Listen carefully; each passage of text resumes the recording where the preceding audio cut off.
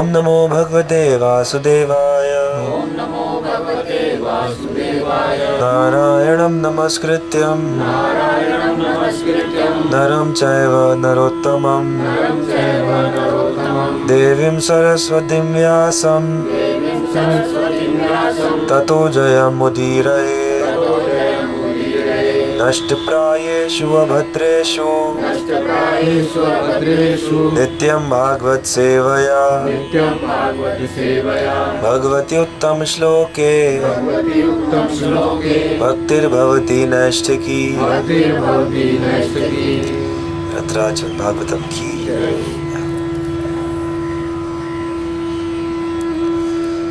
तो स्कंद 4 अध्याय 11 श्लोक संख्या 20। ना नहीं वह फिर भी स्वपक्षः मित्रपक्ष अस्य पूर्ण पुरुषोत्तम भगवान का विपक्षः शत्रु एव निश्चय ही वा अथवा परस्य परमेश्वर का मृत्योः काल रूप में विशतः प्रवेश करता समम समान रूप से प्रजा जीवात्माएं तम उनको धावमानम चलायमान अनुधावंती अनुसरण करते हैं। अनीशाः पराश्रित जीवात्माएं यथा जिस तरह रजांसी धूल के कण अनिलम वायु भूत संगाः अन्य भौतिक तत्व।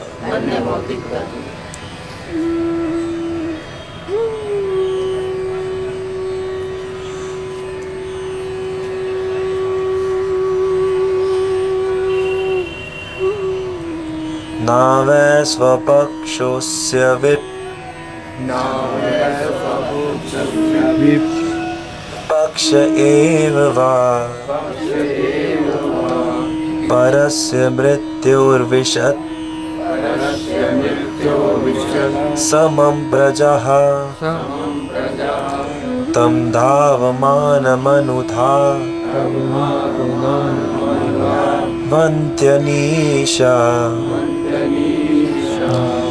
यथा रजांसनिलं भूत संघाः। अपने शाश्वत काल रूप में पूर्ण पुरुषोत्तम भगवान इस भौतिक जगत में विद्यमान है और सबके प्रति समभाव रखने वाले हैं। ना तो उनका कोई मित्र है ना उनका कोई शत्रु है। काल की परिधि में हर कोई अपने कर्मों अर्थात सकाम कार्यकलापों का फल भोगता है। जिस प्रकार वायु के चलने पर क्षुद्र धूल के कण हवा में उड़ते हैं, उसी प्रकार अपने कर्म के अनुसार मनुष्य भौतिक जीवन का सुख भोगता या कष्ट उठाता है।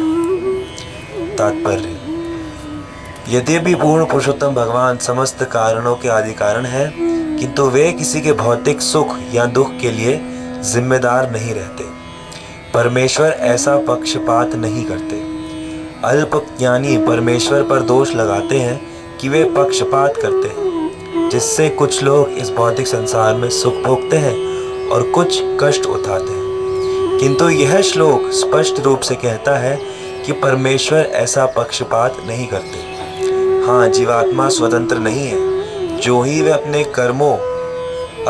अपने आप को परम नियंता से स्वतंत्र घोषित कर देता है, त्यों ही वह इस भौतिक जगत में अपना भाग्य आजमाने हेतु छोड़ दिया जाता है।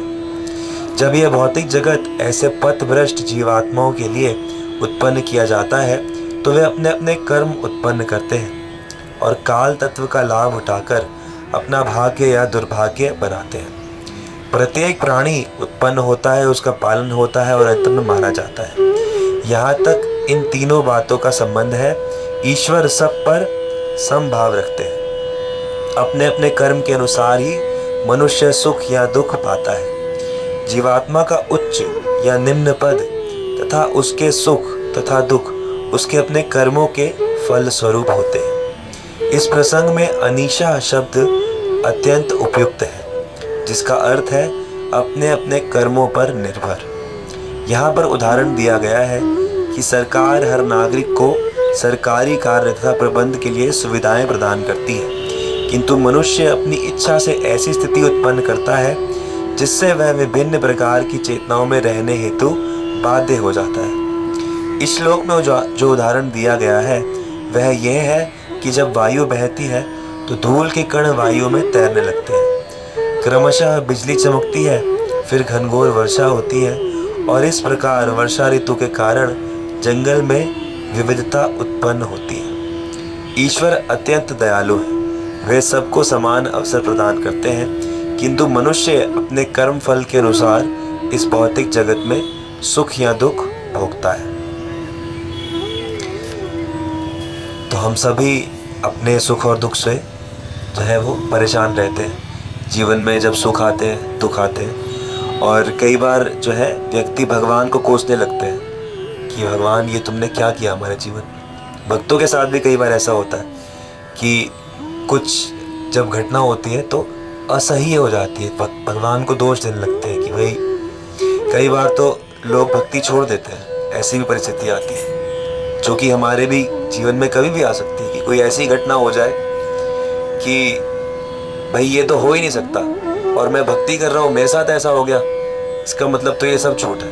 कई बार ऐसा हो जाता है। तो हमें पहले से ही अपने आप को तैयार करके चलना है कि ये सब कर्मों के कारण कुछ कुछ होता रहेगा। कर्मों के कारण जीवन में बहुत सारी घटनाएं होती रहेगी, और जब तक हम लोग पूरी तरह से भगवान पर आश्रित नहीं है तब तक हमारे कर्म पूरी तरह से नष्ट नहीं होते। ब्रह्म संहिता कहती है, यस्त्विंद्र गोप मथविंद्र महोस्व कर्म बंधान रूप फल भाजन मातनोति, कि एक छोटा सा कीड़ा, उसका इंद्रगोप एक कीड़ा होता है, संस्कृत में उसका नाम होता है इंद्रगोप, और स्वर्ग के राजा इंद्र। तो छोटे से कीड़े इंद्रगोप से लेके बड़ा स्वर्ग का राजा इंद्र, ये सभी कर्मों से बंधे हुए हैं, सभी बंधे हुए हैं। किसी ने हमें कुछ बुरा कह दिया, हमें दुख हो रहा है कि कैसे कह दिया, तो ये उसकी गलती नहीं है, ये हमारे ही कर्म है। जो हम किसी को दोष देते हैं कि भाई वो बड़ी तीखी वाणी बोलते हैं, बड़ा कड़वा बोलते हैं, ऐसा बोलते हैं, वैसा बोलते हैं, भाई कोई कैसा नहीं बोलता, ये सब हमारे कर्म है जो वापस लौट कर हमारे पास आ रहे हैं। ये तो हम मूर्खतावश सामने वाले व्यक्ति को दोष देने बैठ जाते हैं कि भाई वो व्यक्ति ऐसा है, वो व्यक्ति ऐसा है, लेकिन कोई व्यक्ति कैसा नहीं है, जिसके जैसे कर्म है उसको वैसा फल वापस में मिल रहा है और कुछ नहीं है।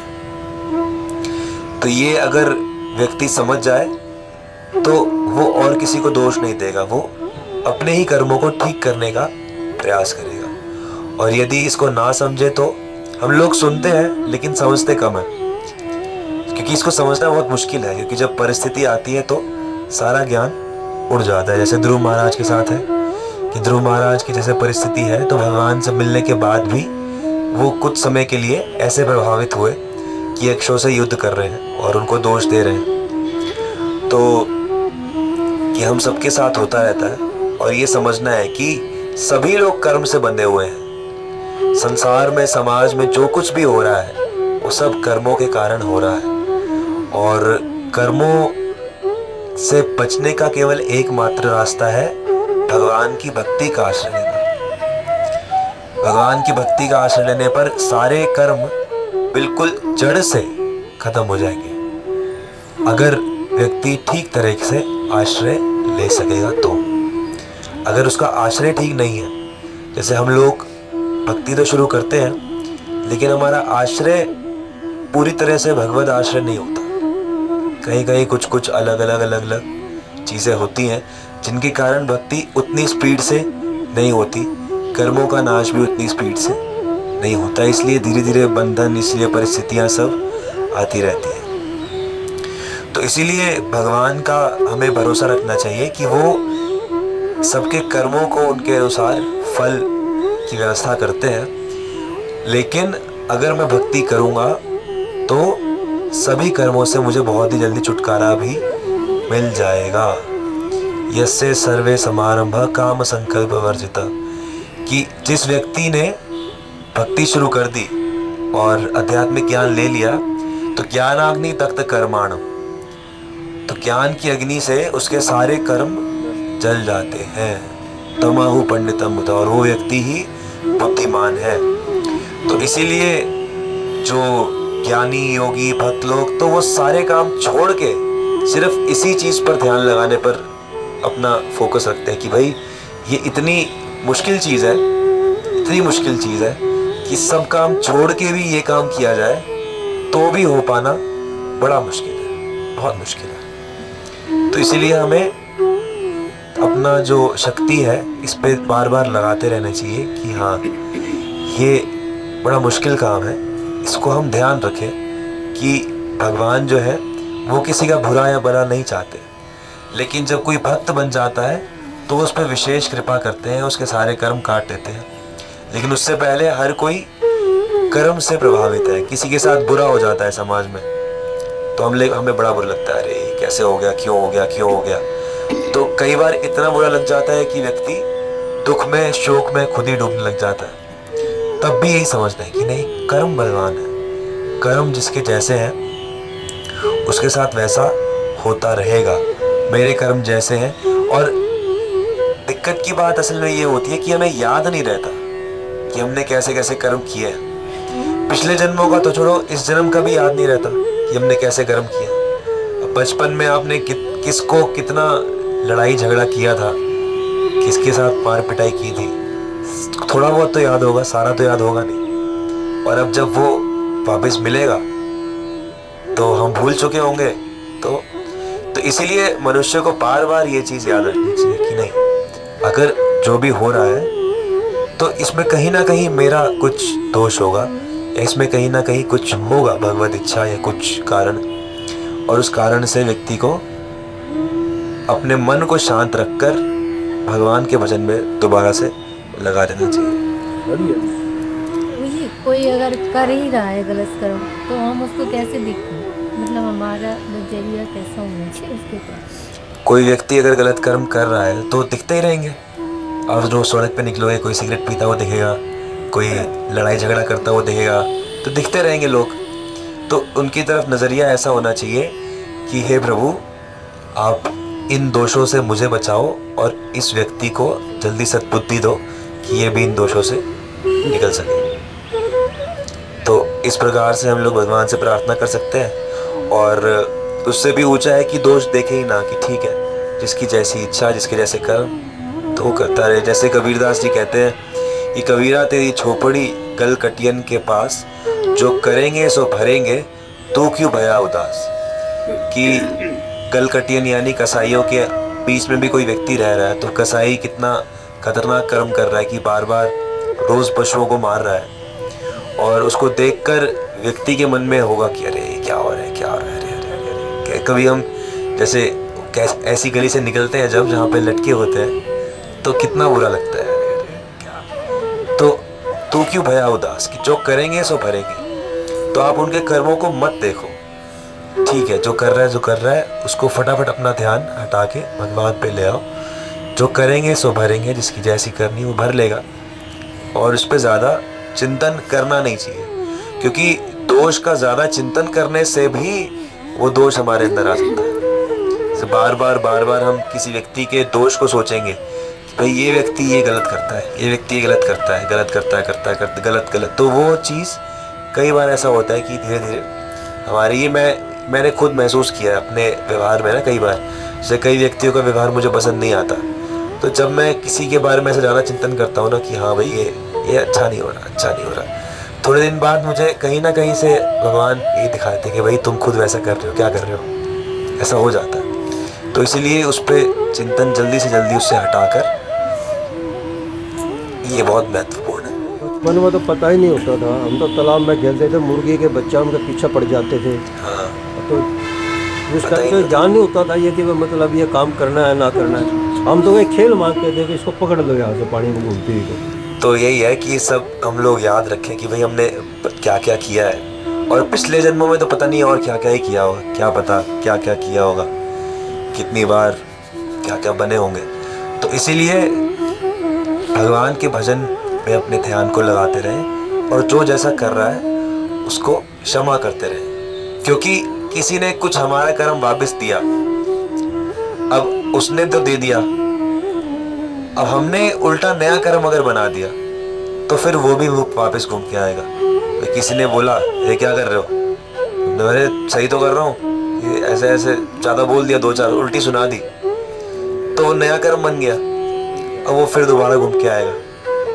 और वही अगर आपने शांति से उसको सह लिया कि ठीक है भाई आ गया, चलो कोई बात नहीं, इसको साइड कर, तो हो गया, निकल गया, कट गया, शांत हो गए, तो नया कर्म बनाने से बच गए, पुराना खत्म हो गया, तो कृपा बढ़ती रहेगी। तो इसीलिए कर्म का जो चक्र है बड़ा ही भयावह खतरनाक है, इससे व्यक्ति को सदैव सतर्क रहना चाहिए। कहीं ना जाइए। हरे कृष्ण। बताइए साथी। कृष्ण का नाम लेकर जो मर जाएंगे, कृष्ण का नाम लेकर जो मर जाएंगे, वो तो हारे हुए जीत कर जाएंगे,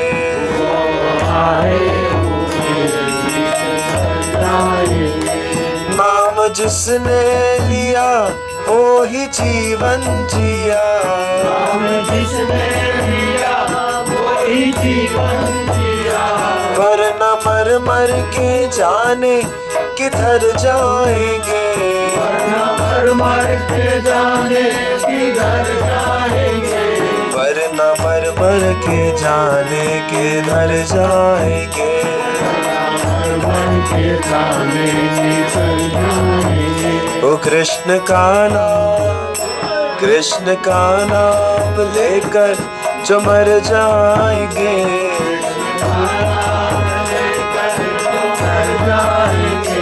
वो तो हारे हुए जीत कर जाएंगे,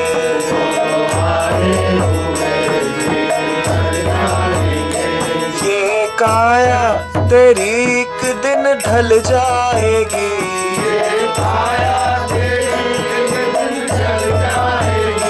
ये काया तेरी एक दिन ढल जाएगी,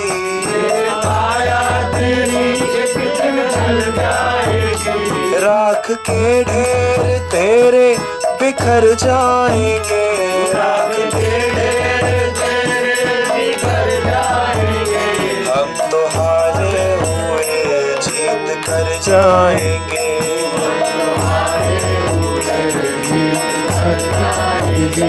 कृष्ण का नाम लेकर जो मर जाएंगे,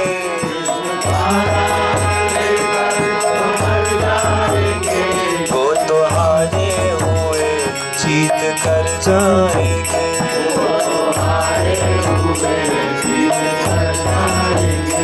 नाम लेने से खुद तो तरेगा ही वो, नाम लेने से खुद तो तरेगा ही वो, उसके माता पिता पुरखे तर जाएंगे, उसके माता पिता पुरखे तर जाएंगे, उसके माता पिता पुरखे तर जाएंगे,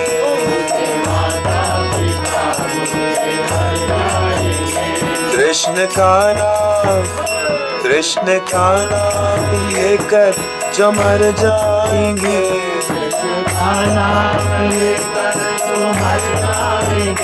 वो तो हारे हुए जीत कर जाएंगे,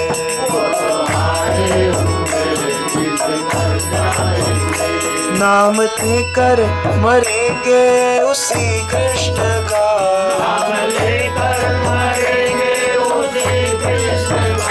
वो जहाँ रहता है हम वहीं जाएंगे,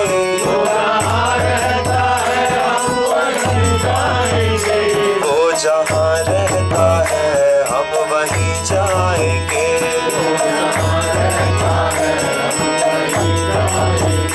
कृष्ण का नाम लेकर जो पर जाएंगे,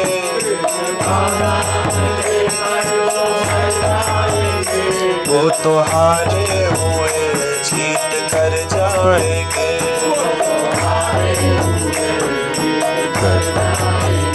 जग में सुख ना था ना ही है ना रहे, जग में सुख ना था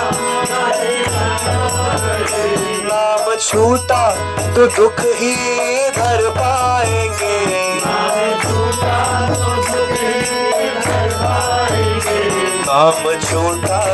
दुख ही भर पाएंगे। अजाने कितने जन्म तेरे यूं ही गए, जाने कितने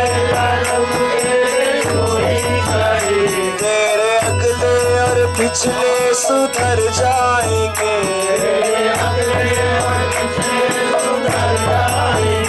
तेरे अगले और पिछले सुधर जाएंगे।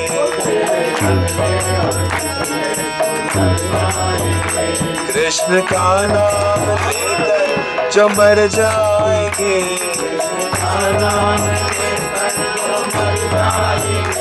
वो तो हारे हुए जीत कर जाएंगे।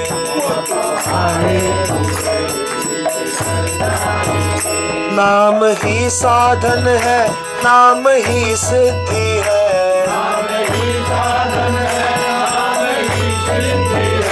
नाम से सद्गति सभी पाएंगे। नाम से सद्गति सभी पाएंगे।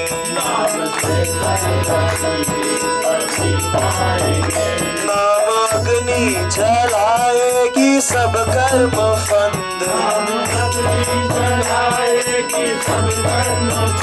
नाम सुनते ही जमदूत भग जाएंगे।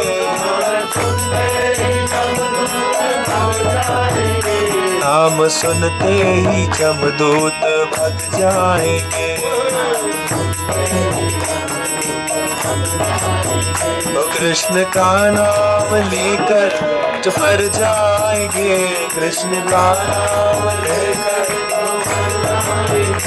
वो तो हारे हुए जीत कर जाएंगे।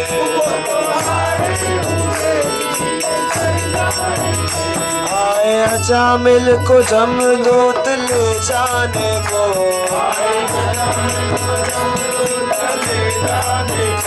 पीटे विष्णु दूतों से वो भग जाएंगे।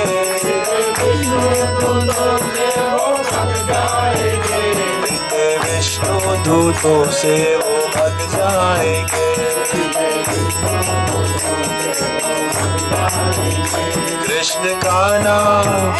कृष्ण का नाम लेकर जो मर जाएंगे,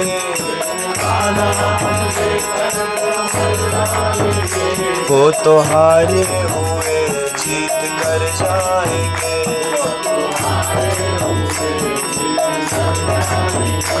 अब तो हारे हुए जीत कर जाएंगे।